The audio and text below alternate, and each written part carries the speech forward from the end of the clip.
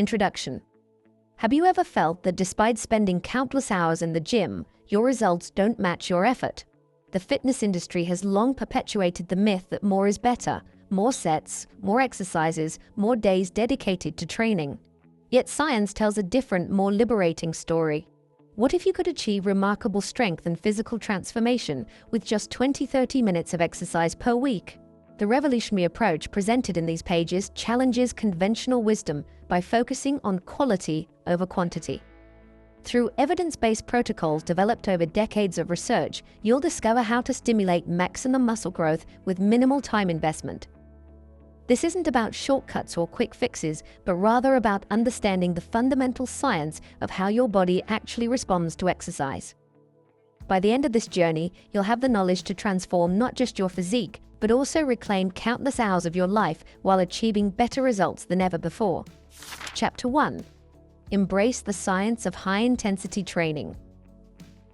High-intensity training represents a paradigm shift in exercise science, focusing on the quality of stimulus rather than the quantity of time spent exercising. At its core, this approach recognizes that muscle growth occurs not from the volume of work performed, but from the depth of muscular fatigue achieved during brief, intense efforts. Dr. Martin Jibala's groundbreaking research at McMaster University demonstrated this principle conclusively. In one landmark study, participants performing just 4 30-second all-out cycling bursts 3 times weekly doubled their endurance capacity in merely 2 weeks. Even more remarkably, when comparing high-intensity interval training with traditional endurance exercise, Jibala found that despite a 97.5% difference in time commitment, both groups showed identical improvements in exercise capacity and muscle oxidative capacity. The researchers themselves described these findings as startling, noting that the overall exercise volume people need is far lower than typically recommended. This efficiency stems from how your body recruits muscle fibers during intense effort. When you exercise with maximum intensity, you activate not just slow twitch fibers, but also intermediate and fast twitch fibers, which contain the most glycogen. This comprehensive fiber recruitment triggers a cascade of metabolic adaptations throughout your entire body, improving insulin sensitivity, enhancing glucose metabolism, and stimulating mitochondrial development in ways that moderate exercise simply cannot match. To implement high-intensity training effectively, focus on reaching momentary muscular failure, the point where another properly performed repetition becomes impossible, within approximately 45-90 seconds per exercise. Use a controlled cadence of approximately 10 seconds lifting and 10 seconds lowering to eliminate momentum and maximize muscle fiber recruitment. This approach ensures that you're creating the precise stimulus needed for adaptation without wasting time on unnecessary volume. The beauty of this scientific approach lies in its accessibility. You don't need specialized equipment or extensive training, just the willingness to work at a higher intensity for a shorter period. As Dr. Kenneth Cooper, who introduced the concept of aerobics, eventually discovered, you achieve a greater training effect if you put more effort into your exercise. This insight liberates you from the belief that effective exercise requires hours of your time. Remember that your body responds to the quality of the stimulus, not merely its duration. By embracing the science of high-intensity training, you can achieve comprehensive fitness in minutes rather than hours per week, allowing you to reclaim your time while enhancing your health. Chapter 2. Master the Big 5 Workout Protocol. The Big 5 workout represents the practical application of high-intensity training principles, a comprehensive protocol designed to stimulate your entire muscular system in a single, brief session. This approach focuses on 5 key compound movements that collectively engage all major muscle groups, creating maximum stimulus with minimum time investment. Dr. McGuff witnessed the transformative power of this protocol through his client James, a busy executive who had previously dedicated 12 hours weekly to conventional training. Despite jogging 5 days weekly and strength training 3 days, James had reached a frustrating plateau. After switching to the Big 5 workout performed just once weekly for 85 minutes per session, James experienced remarkable results, a 20% strength increase in just 6 weeks while reclaiming hours of his life. This case perfectly illustrates how quality of stimulus trumps quantity of training time. The foundation of the Big 5 consists of 5 strategic exercises, the seated row, chest press, pull down, overhead press, and leg press. Each movement targets complementary muscle groups, ensuring complete body development in a single, efficient session. Unlike conventional programs that might include dozens of isolation exercises, this streamlined approach concentrates on movements that deliver the greatest return on your time investment. To implement the Big 5 workout effectively, arrange the exercises in the sequence mentioned above.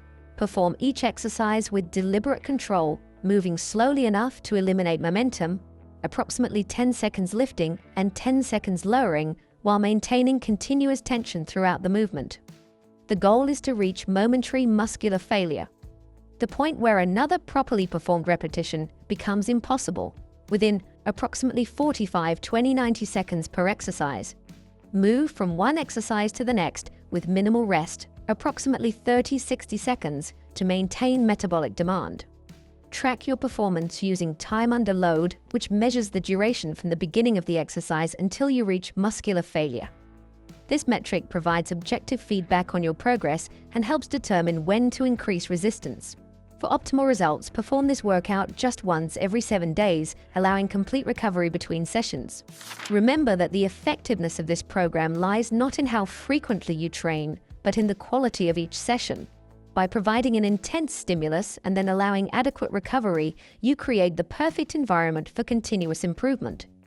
The Big 5 protocol isn't merely about efficiency, it's about creating the precise stimulus your body needs to adapt and grow stronger. Chapter 3. Prioritize recovery between sessions. Recovery isn't simply the absence of training, it's an active physiological process during which your body adapts and grows stronger. Most fitness enthusiasts dramatically underestimate the time required for complete recovery, leading to diminished results and potential regression. Understanding this crucial phase transforms how you approach fitness, shifting focus from workout frequency to workout effectiveness, followed by strategic recovery. Dr. Wayne Westcott's research provides compelling evidence for the importance of adequate recovery. As Director of Strength Training for the YMCA, Westcott conducted a study comparing recovery periods between workouts.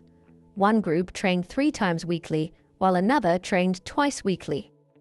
When researchers reduced the frequency cutting the 3 times weekly group to twice weekly and the twice weekly group to once weekly, both groups showed markedly improved rates of progress. This study demonstrated conclusively that allowing complete recovery between sessions was more important than training frequency. The recovery process begins immediately after your workout ends and progresses through distinct phases. During the first 24 hours, inflammation sets in as white blood cells increase and mobilize to repair damaged muscle tissue. Enzymes called lysosomes break down damaged tissue, contributing to the inflammatory process. Over the next several days, additional cells, macrophages, assist in synthesizing chemicals that respond to inflammation. This explains the muscle soreness that typically appears 24-36 hours after training and can sometimes last a week or more. A clear indication that recovery is still actively occurring. To optimize your recovery between sessions, prioritize adequate sleep above all else. Research shows that muscle repair processes are most active during deep sleep phases. A Stanford University study found that athletes who extended their sleep to 10 hours per night improved performance significantly compared to those maintaining their normal 7-8 hour sleep pattern. This simple adjustment can dramatically enhance your results without any additional training time.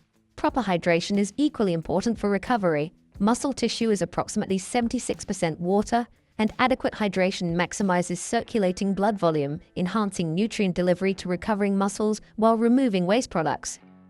Aim for approximately 3 liters of water daily to support these processes. While nutrition plays a supporting role in recovery, contrary to popular belief, excessive supplementation is unnecessary. Professor Alfred Goldberg's Harvard Medical School study demonstrated that laboratory rats produced muscle growth even under starvation conditions when their muscles received a high-intensity stimulus. Remember that recovery needs increase as you grow stronger. What began as adequate recovery time will eventually become insufficient as your strength increases. Listen to your body and be willing to extend recovery periods when progress stalls. This is a sign of adaptation, not failure. Chapter 4. Break through plateaus with strategic intensity. Plateaus are inevitable milestones in any fitness journey. those frustrating periods when progress seems to halt despite continued effort. Rather than viewing these as failures, understand that plateaus are simply signals that your body requires a different stimulus to continue adapting. With strategic approaches to intensity, you can break through these barriers and resume your progress. Dr. Doug McGuff's personal experience illustrates the effectiveness of strategic intensity adjustments. When he encountered a plateau with his leg press performance, McGuff recognized that his recovery capacity had been exceeded. Two things happened that made me reevaluate my training, he explains. First, my trainer Blair Wilson pointed out that my reluctance to perform the leg press indicated I wasn't fully recovered. Second, I observed my son Riley making excellent progress on a 3-way split routine that allowed 3 weeks between training each body part. When McGuff finally returned to the leg press after 3 weeks, he exceeded his previous best by 15 repetitions. Clear evidence that extended recovery was precisely what his body needed. Plateaus typically stem from 2 primary obstacles: mechanical sticking points and recovery limitations.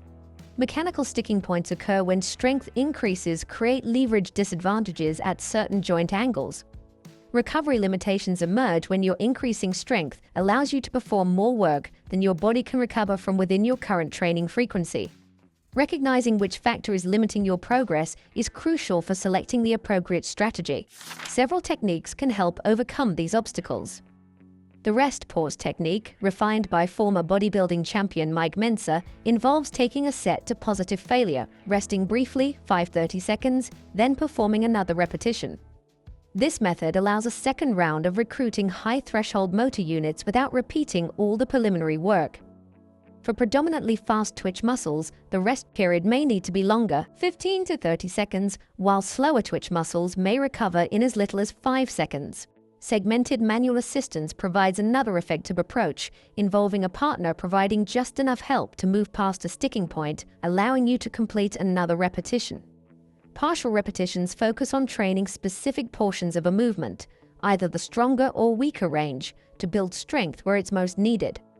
Time static holds involve maintaining tension at the sticking point for approximately 10 seconds, deepening muscle fiber recruitment. As your strength increases, consider modifying your program structure. Splitting the Big Five into 2 separate workouts performed on alternating weeks allows more recovery between stimulating the same muscle groups. For advanced trainees, a 3-way split routine, training different body parts on a rotating basis, provides even more recovery time while maintaining progress. Remember McGuff's observation that maintenance is regression. If you attempt to hold at your current level, you'll likely struggle within a few workouts. Instead, focus on continuous progression, even if it's just a quarter of a foot-pound every workout. Chapter 5. Optimize nutrition for muscle development. Nutrition plays a crucial supporting role in your strength training journey, but not in the way most fitness enthusiasts believe. The conventional wisdom of consuming massive amounts of protein and supplements to stimulate muscle growth is fundamentally flawed. Instead, adequate but not excessive nutrition creates the metabolic environment that allows your body to respond optimally to the exercise stimulus. Dr. McGuff's clinical experience as an emergency physician provides a fascinating perspective on this principle. He regularly encounters patients with metabolic disorders who demonstrate what he calls internal starvation. These individuals, despite being overweight or obese, show low levels of total protein and albumin in their blood work. CT scans reveal massive amounts of body fat alongside extraordinarily atrophied muscle tissue, their rectus abdominis muscles sometimes just millimeters thin. Despite consuming thousands of calories daily, their lean tissue receives virtually no nutritional benefit because their hormonal environment directs all nutrients toward fat storage. The Harvard Medical School study by Professor Alfred Goldberg further illuminates this relationship between nutrition and muscle development. Goldberg's research demonstrated that laboratory rats produced muscle growth even under starvation conditions when their muscles received a high-intensity stimulus. While extreme caloric restriction isn't recommended, this research highlights that proper stimulation, not excessive nutrition, is the primary driver of muscular adaptation.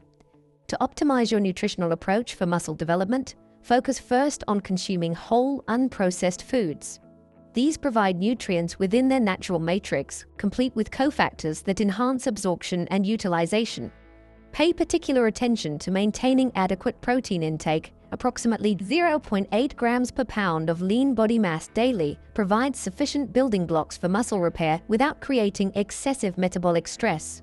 Proper hydration deserves special attention in your nutritional approach. Beyond supporting recovery, adequate hydration enhances hormonal efficiency by ensuring that receptor sites on cell membranes are optimally exposed to circulating hormones.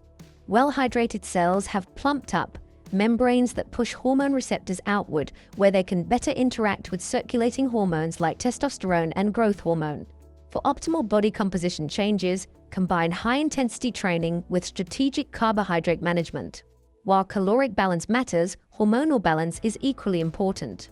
A diet relatively restricted in refined carbohydrates helps maintain lower insulin levels, creating an environment where hormone-sensitive lipase can function optimally to mobilize stored body fat. This doesn't require extreme measures. Simply prioritize protein, healthy fats, and unprocessed carbohydrates, while minimizing refined sugars and starches. Remember that nutrition should support, not drive your training progress. By creating the right metabolic environment through thoughtful nutrition, you enhance your body's ability to respond to the powerful stimulus provided by your high-intensity training sessions.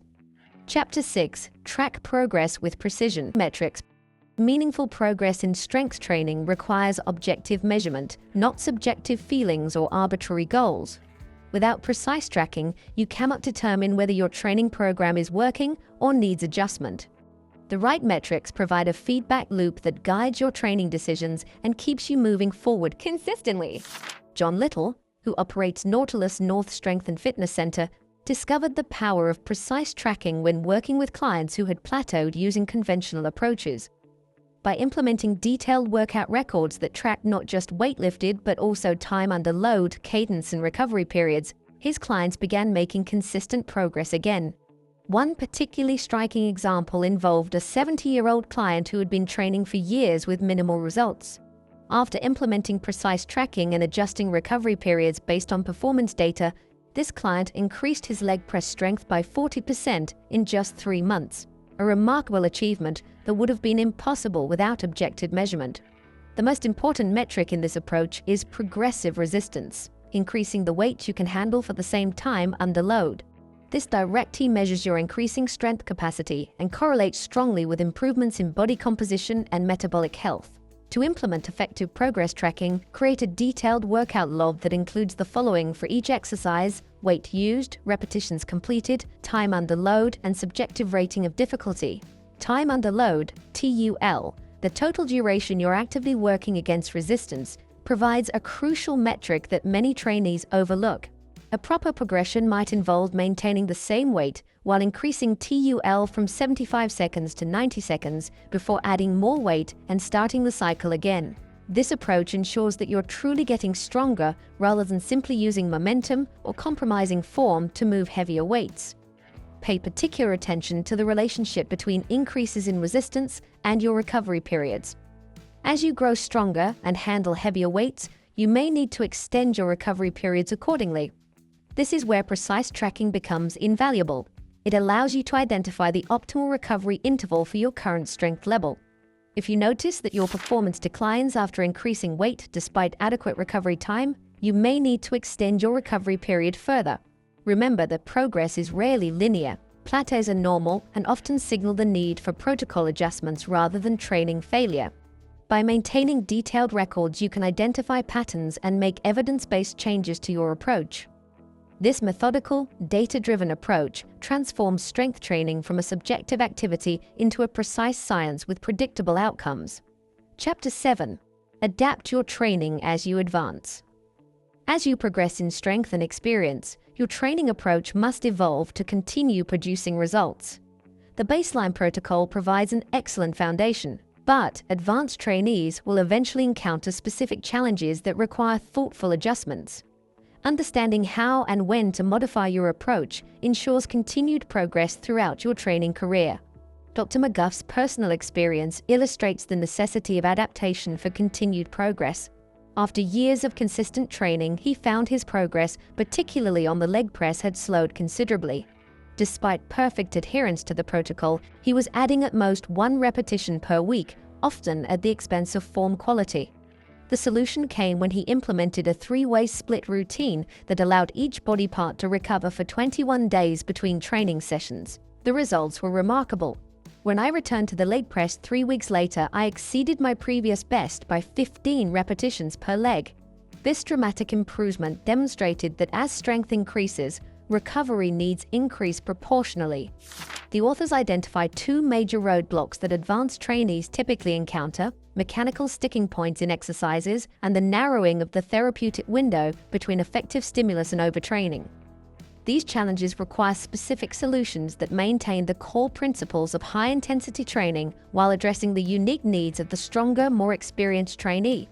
For very advanced trainees, consider implementing a split routine that divides your body into segments trained on different days. A typical 3-way split might include Day 1 chest, shoulders, triceps, Day 2 legs, abdominals, and Day 3 back, biceps, with each workout performed once every 7-10 days. This approach allows for complete recovery of each body part while maintaining weekly training frequency, creating the optimal balance between stimulus and recovery. When you encounter mechanical sticking points, positions in an exercise where leverage is poor, use techniques like partial repetitions, static holds, or rest pause to work through these difficult ranges. The rest pause technique is particularly effective. Take a set to positive failure, rest briefly 5 to 30 seconds, then perform another repetition. This method allows a second round of recruiting high-threshold motor units without repeating all the preliminary work. Be cautious about implementing advanced techniques too soon or too frequently. The authors warn that all of the techniques and methods set forth in this chapter have to be used systematically and sparingly. They suggest cycling different protocols throughout the year rather than constantly employing the most intense approaches, which can lead to overtraining or psychological burnout. Remember that the fundamental principles remain unchanged even as your specific protocols evolve. Train with high intensity, allow complete recovery between sessions, and progressively increase resistance when possible. By thoughtfully adapting your approach as you advance, you can continue making progress for decades rather than months or years. Summary: the science of efficient strength training reveals a liberating truth: extraordinary results don't require extraordinary time commitments. Throughout these pages, we've explored how brief, intense training sessions, followed by adequate recovery periods, can stimulate remarkable physical transformations. As Dr. McGuff powerfully states, the amount of exercise that will stimulate an improvement in fitness is very small. The amount that will produce optimal results is larger, but still surprisingly small. This insight frees us from the conventional wisdom that has kept so many people trapped in ineffective, time-consuming workout routines. Your journey toward maximum results in minimum time begins with a single decision: to embrace the science-based approach outlined in these pages. Start with the Big 5 workout, performed once weekly, focusing on perfect form and complete muscular fatigue. Track your progress meticulously, adjust your recovery periods as needed, and adapt your protocol as you advance. This simple but powerful approach will not only transform your physique, but also reclaim countless hours of your life. Hours you can invest in the people and pursuits that matter most to you.